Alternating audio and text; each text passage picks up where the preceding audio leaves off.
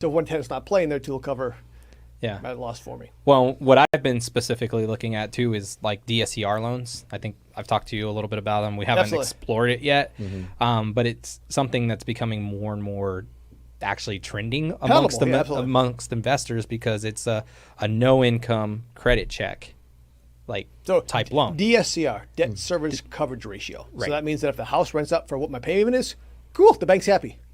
So I don't care if you have no job. Right. I don't care if you make $3 an hour flipping patties. If the rent is paid for by the property, it's But approved. it cannot be your primary residence. That's the Correct. only stipulation. Well, 'cause you can't rent to yourself. Yeah. And it's 25% down. 20%. 20%. Yeah. And there's a caveat to that too, because 20% down, it could also, there are some DSCRs that will do short-term rentals.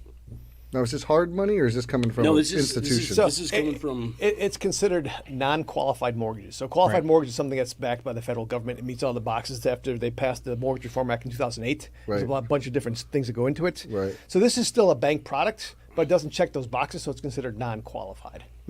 So it's held on the bank books. Right. And they're going to have requirements like the length of ownership that you have to hold it, prepayment penalties. So it's not something that you would use on like a fix or flip. You would use it on like a fix and hold type Yeah. scenario.